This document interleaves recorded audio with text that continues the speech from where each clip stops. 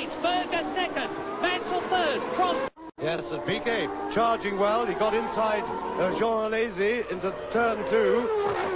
And that's good news to see Nelson Piquet out there looking as if he really means business. You can see that Nigel Mansell is starting to close in third position. There he is on Gerhard Berger. And he's going for it. Mansell going for second. Berger got a problem there. I think it may have been a missed gear. Let's see. Yes, he now seems to be back with proper power. Lap 3, race order. Senna leads, Mansell second, Berger third, Prost is fourth, and there is Prost with Nelson Piquet right behind him. And Nelson Piquet's car was fastest down the straight this morning. In sixth position is Patrese. Alesi is down in seventh. Boutsen is eighth. Moreno is ninth. And there you saw the Ferrari running wide, but it's Berger still there. And Piquet is ahead of Alain Prost. And Nelson Piquet is getting alongside Berger. He's lined up and he's got inside him. And Piquet does it. He had to muscle his way past. He wasn't as quick on the straight as Gerhard Berger, but tremendous performance under braking, and Piquet really having a good race.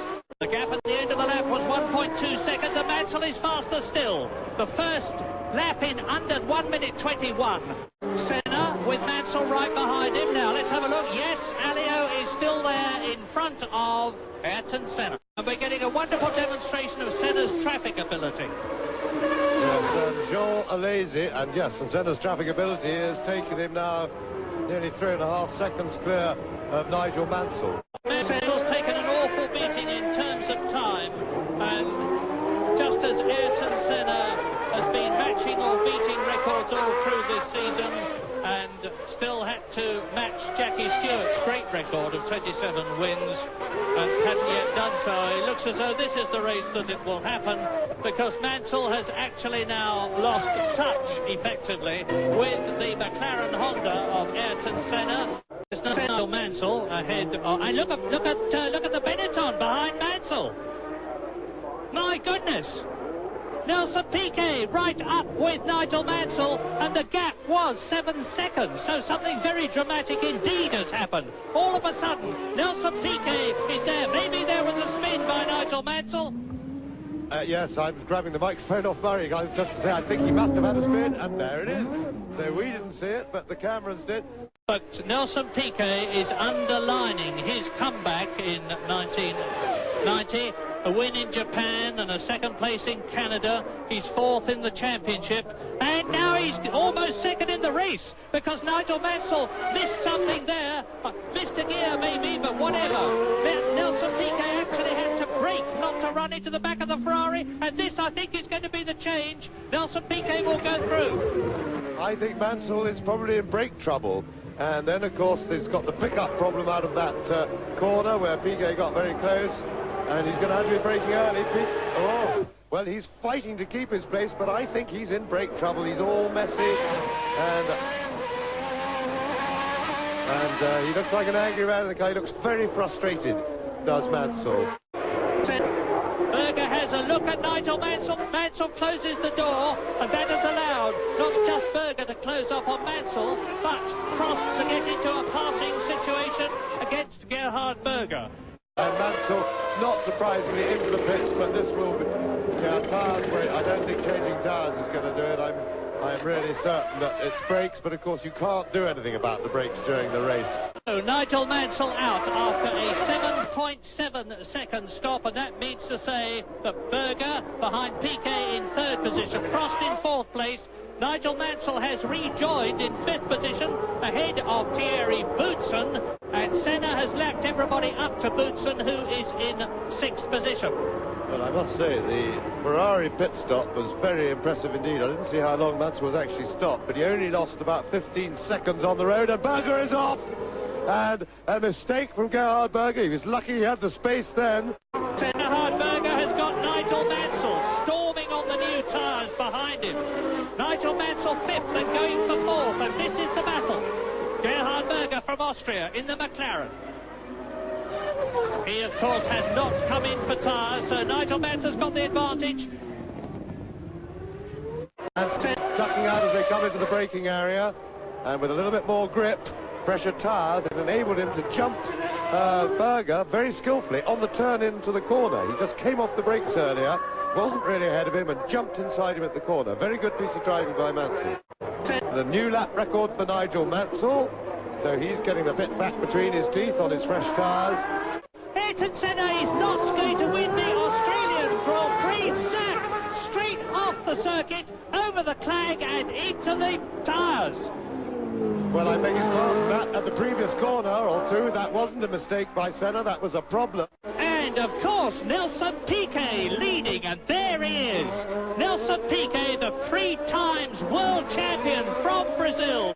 Here is Alain Prost in second place, and you can see how close Mansell is. And a fine fighting response from Nelson Piquet, because Piquet has just put up his fastest lap of the race. And so he's working hard to maintain his 12-second gap, and a new lap record from Nigel Mansell. So no question of tyre problem this late in the race. The 3 leaders, Prost has done his fastest lap of the race, so has Mansell, and his, of course, is yet another new lap record.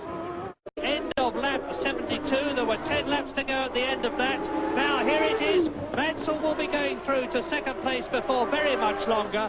Alain Prost will be fighting for his pride, his reputation, and the extra points. And Mansell really flying. 18.4 again.